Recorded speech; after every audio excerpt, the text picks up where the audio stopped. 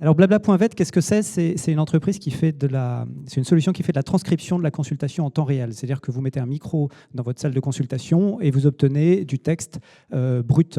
Donc ça s'appelle une solution de speech to text.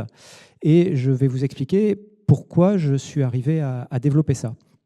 En fait, au début, j'ai travaillé, comme d'autres entreprises, sur la génération de comptes rendus de consultation pour faire gagner du temps sur la prise de notes. Et je me suis rendu compte qu'en fait, avec une transcription de qualité, on pouvait non seulement faire des comptes rendus, mais on pouvait faire beaucoup d'autres choses. Et que finalement, cette brique de transcription permettait d'alimenter tout un écosystème d'outils d'IA. Parce que ce qui va se passer demain, c'est que... en fait, quand vous allez utiliser des outils, vous avez envie de leur parler, vous avez envie d'échanger avec eux. Surtout les jeunes générations, je ne sais pas si vous vous rendez compte, mais maintenant on ne fait plus de textos, on fait des vocaux.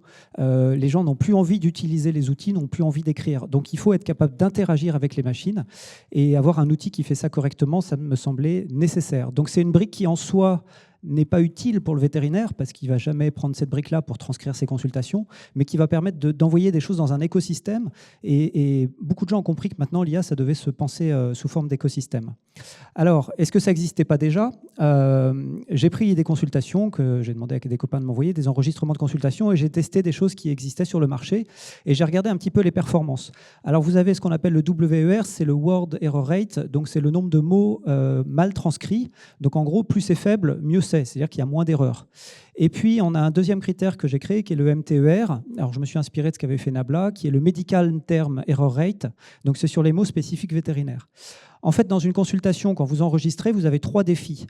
Premier défi, vous avez du vocabulaire spécifique. Donc, vous avez des termes, on voit des exemples à droite qui ont été mal transcrits, des termes médicaux, mais surtout des termes, des noms propres de médicaments, des noms propres de marques, des choses comme ça, des noms de Sharpei, Bull Mastiff, des noms de races. En fait, il y a tout un ensemble de vocabulaire spécifique à la consultation qu'il fallait capter. Alors, certains le font déjà, vous voyez, Nabla, et puis j'ai vu qu'il y avait Dick Mavet aussi ici, qui capte très bien les termes spécifiques, mais il y a 2 autres défis. Le deuxième défi, c'est que vous n'avez pas quelqu'un qui parle à la machine, donc qui fait l'effort de faire des phrases construites. Vous avez une conversation entre 2 personnes qui se voient, qui interagissent avec des gestes, qui font mon chien, vous voyez, il fait comme ça. Et allez transcrire ça. Et je peux vous assurer que pour en avoir transcrit un grand nombre à l'oreille, même nous, on a du mal. Donc la machine a encore plus de mal. Et le troisième défi, c'est que dans une pièce, là je parle avec un micro, mais dans une pièce, vous avez un micro, vous avez de la résonance, vous avez énormément de bruit parasite, vous avez les halètements, vous avez le bruit de la table, de la chaise, du tiroir qu'on ouvre et qu'on ferme, de la porte, des vêtements qu'on pose sur la chaise, etc. Alors, qu'est-ce que c'est du coup que Blabla.vet? C'est un outil qui fait une transcription en temps réel et non pas après coup. Donc on n'envoie pas notre fichier de consultation pour obtenir le résultat, mais on voit directement la chose s'afficher. Ça, c'était un vrai défi. Sans erreur de transcription, sans hallucination, sans création de mots. Et en plus, on doit reconnaître les différents interlocuteurs. On doit savoir ce qui a été dit par le vétérinaire et ce qui a été dit par un ou plusieurs clients. Pour ça, on est parti d'outils open source qui existent disponibles. Donc, on en a comparé plein. En bas, on a regardé NVIDIA de Conformer, Wave2Vec de Meta. Et on s'est surtout orienté sur celui d'OpenAI qui est Whisper.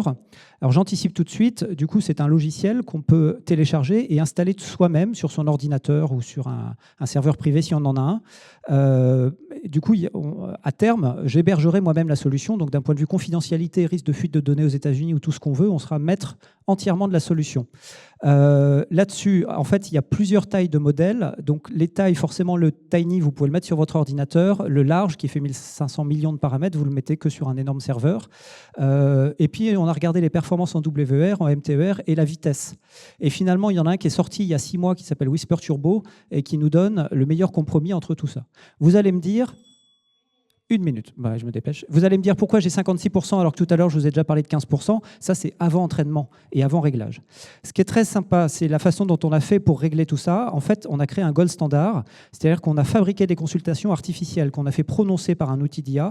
Et là-dessus, on a dégradé la qualité. Donc, on a mis des bruits de fond, on a mis du flou, on a mis de la résonance. Enfin, on a fait des fichiers qui étaient peu performants. Pour faire ça, on est parti d'un ensemble de mots que j'ai créé avec 10 000 termes vétérinaires, 15 000 des acronymes, des médicaments, etc. On a fait 15 000 consultations.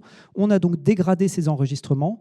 Et à partir de ces phrases qui ne veulent rien dire, mais on s'en fiche du sens, l'important c'est qu'ils captent bien les bons mots, je les ai enrichis, parce que si je prends toutes les consultations de vétérinaires de France, peut-être que je n'aurai pas certains mots qui seront prononcés aléatoirement. Donc là, je suis sûr d'avoir 100% des mots. J'ai mis tout ça, j'ai réglé tout ça pour que ça marche et j'en arrive à mon modèle économique pour rester dans les temps. L'idée, c'est d'avoir un modèle synchrone propriétaire qui respecte le secret professionnel. Et pour finir de l'enrichir, on a besoin d'investisseurs qui seraient prêts à partager cet outil pour l'utiliser eux-mêmes. Donc il nous faudrait 5 ou 7 investisseurs et je pense qu'à 200 000 euros, on arrive à tenir la boucle. Nabla a levé 120 millions d'euros pour faire le même outil pour les humains. Moi, je vais faire pour beaucoup moins cher.